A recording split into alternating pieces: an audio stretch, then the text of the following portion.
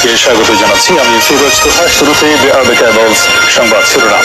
শুরুতেই থাকছে ভারতের গোয়েন্দা সংস্থার সহযোগিতায় ক্ষমতায় ছিলেন হাসিনা, বললেন রুহুল কবির রিজভী।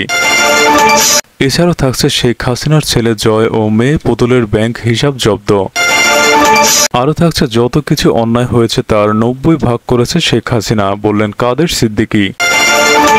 এবং সর্বশেষ জানিয়ে দেব প্রধান উপদেষ্টার সঙ্গে সেনাপ্রধানের সাক্ষাৎ। বন্ধুরা, এতক্ষণ শুনছিলেন সংবাদ শিরোনাম, এবার থাকছে বিস্তারিত। তবে তার আগে অনুরোধ থাকবে, আপনি কোন জেলা থেকে আমাদের সংবাদটি দেখছেন কমেন্ট করে জানিয়ে দিন। আওয়ামী লীগের সভাপতি ও সাবেক প্রধানমন্ত্রী শেখ হাসিনার ছেলে সজীব ওয়াজেদ জয় ও তার মেয়ে সাইমা ওয়াজেদ পুতুলের ব্যাংক হিসাব স্থগিত করা হয়েছে।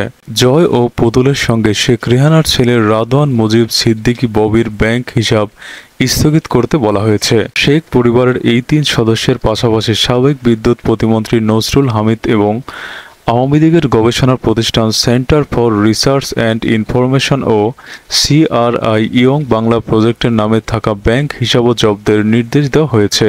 বাংলাদেশ ব্যাংকের আর্থিক গোয়েন্দা সংস্থা Bangladesh financial intelligence unit BFIU দেশের সব ব্যাংক ও আর্থিক প্রতিষ্ঠানের কাছে এই সংক্রান্ত নির্দেশনা পাঠিয়েছে। সোমবার 30 সেপ্টেম্বর BFIUর সংশ্লিষ্ট এক ঊর্ধ্বতন কর্মকর্তা এই তথ্য নিশ্চিত করেছেন। সজীব ওয়াজেদ ও সাইমা ওয়াজেদ হোসেনের ব্যক্তিগত ও মালিকাধীন প্রতিষ্ঠানের ব্যাংক হিসাব স্থগিত থাকবে। আগামী 30 দিন এসব হিসাবে কোনো ধরনের লেনদেন করতে পারবে না। প্রয়োজনে লেনদেন স্থগিত করার এই সময় বাড়ানো হবে। লেনদেন স্থগিত করার এই নির্দেশের ক্ষেত্রে মানি লন্ডারিং প্রতিরোধ বিধিমালা সংশ্লিষ্ট ধারা প্রযোজ্য হবে বলে BFIUর চিঠিতে বলা হয়েছে। চিঠিতে তাদের নাম, জাতীয় পরিচয়পত্রের তথ্য দেওয়া হয়েছে। যাদের অ্যাকাউন্ট স্থগিত করা হয়েছে তাদের হিসাব সংশ্লিষ্ট তথ্য বা দলিল, যেমন হিসাব খোলার ফর্ম, KYC ও লেনদেনের বিবরণী ইত্যাদি তথ্য BFIUতে পাঠানোর জন্য ব্যাংকগুলোকে বলা হয়েছে। প্রসঙ্গত, সজীব আহমেদ ওয়াজেদ জয় শেখ হাসিনা ও পরমাণু বিজ্ঞানী MA ওয়াজেদ মিয়া দম্পতির প্রথম সন্তান। বিগত আওয়ামী লীগ সরকারের আমলে প্রধানমন্ত্রী শেখ হাসিনার অবৈতনিক তথ্য ও যোগাযোগ প্রযুক্তি উপদেষ্টা ছিলেন তিনি। সাইমা ওয়াজেদ পুতুল একজন প্রখ্যাত অটিজম বিশেষজ্ঞ। তিনি বিশিষ্ট পরমাণু বিজ্ঞানী ডক্টর ওয়াজেদ মিয়া ও শেখ হাসিনা দম্পতির দ্বিতীয় সন্তান। তিনি 2023 সালের 1 নভেম্বর থেকে বিশ্ব স্বাস্থ্য সংস্থার আঞ্চলিক পরিচালক হিসাবে কাজ করছেন। 16 থেকে 17 বছর শেখ হাসিনার নেতৃত্বে দেশটা ভালো চলেনি। যত কিছু অন্যায় করেছে তার 90 ভাগ শেখ হাসিনা আর 2-4 জন বাধ্য হয়ে বাকিটা করেছে বলে মন্তব্য করেছেন কৃষক শ্রমিক জনতা লীগের সভাপতি বঙ্গবীর কাদের সিদ্দিকী।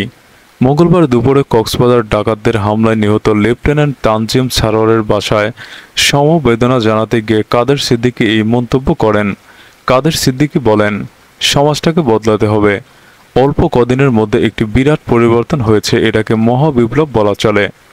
গত 16 থেকে 17 বছর শেখ হাসিনার নেতৃত্বে দেশটা ভালো চলেনি। অনেকে মনে করেন আওয়ামী লীগের সরকার, আমি বলবো না।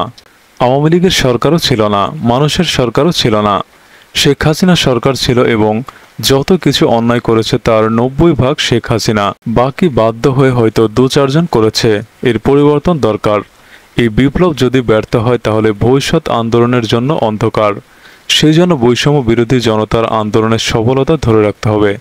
সেখানে আমাদের সন্তানের জীবনদান আল্লাহ গ্রহণ করুক। সে শেষ ব্যক্তি হোক যার দ্বারা আমাদের আইন শৃঙ্খলা ফিরে আসুক। কাদের সিদ্দিকী আরও বলেন, দেশটা কেমন জানি হয়ে গেছে। মানবিক মূল্যবোধ একেবারে ধ্বংসের পথে।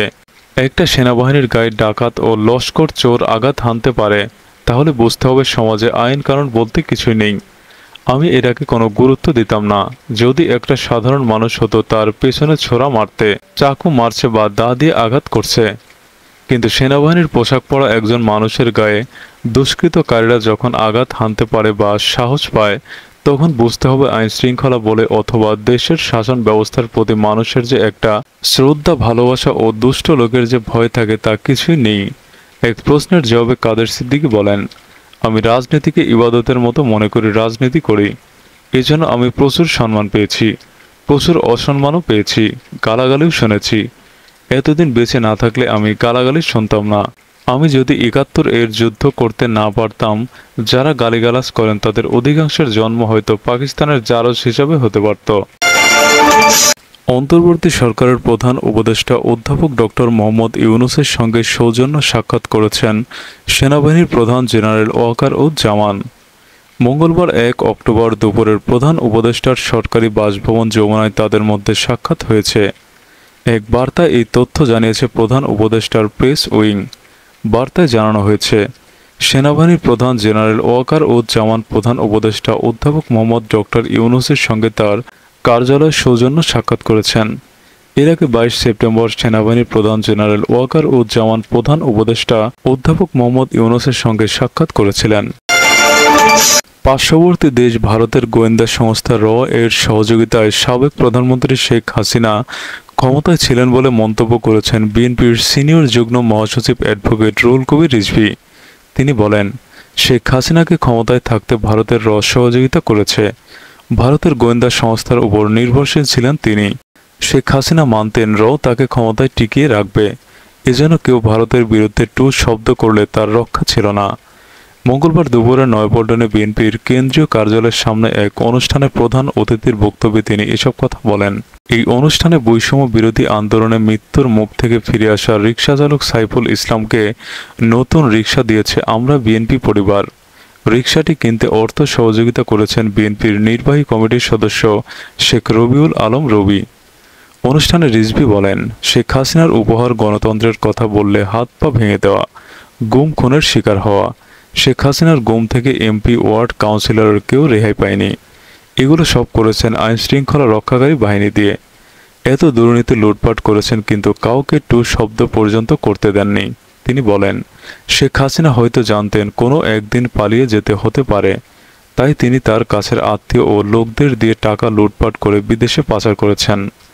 বুয়েটের মেধাবী শিক্ষার্থী আবরার ফাহাদকে পিটিয়ে হত্যা করেছে ছাত্রলীগ এবং শেখ হাসিনা ছাত্রলীগকে মেধাবীদের প্রাণ নিতে ব্যবহার করেছে এমন মন্তব্য করে বিএনপির মুখপাত্র বলেন, শেখ হাসিনা মেধাবীদের কখনো পছন্দ করতেন না, ছাত্রলীগকে দিয়ে মেধাবীদের প্রাণ নিতেন, কারণ মেধাবী দেশ চালাবে এটা হাসিনার পছন্দ নয়।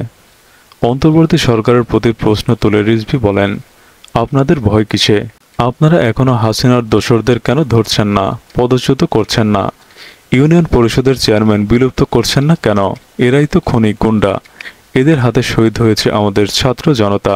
তিনি বলেন, পতিত স্বৈরাচারের ষড়যন্ত্রের সুতা এখনো আছে, তার দোসররা একটি করে সুতা পাকাচ্ছে দেশটাকে অস্থিতিশীল করতে। প্রতিটা রাষ্ট্রীয় সেক্টরে আওয়ামী লীগ দোসররা এখনো বসে আছে। দোসররা শুনছে দেশের কাছাকাছি পতিত শেখ হাসিনা আছে, সে ঢুকলে আবার চারা দিয়ে বেরিয়ে পড়বে। শেখ হাসিনা চিনতেন না জনগণকে, সে ব্যবহার করেছে পুলিশ র্যাবকে। এরা যতই ষড়যন্ত্র করুক প্রভুদের নিয়ে কোনো কাজে আসবে না, জনগণ এই ষড়যন্ত্র রুখে দেবে। বিএনপি চেয়ারপারসনের বিশেষ সহকারী অ্যাডভোকেট শামসুর রহমান শিমুল বিশ্বাসের সভাপতিত্বে অনুষ্ঠানে বিশেষ অতিথি হিসাবে আরও বক্তব্য দেন দলের নির্বাহী কমিটির সদস্য শেখ রবিউল আলম রবি ও আমরা বিএনপি পরিবার এর আহ্বায়ক আতিকুর রহমান রুমন।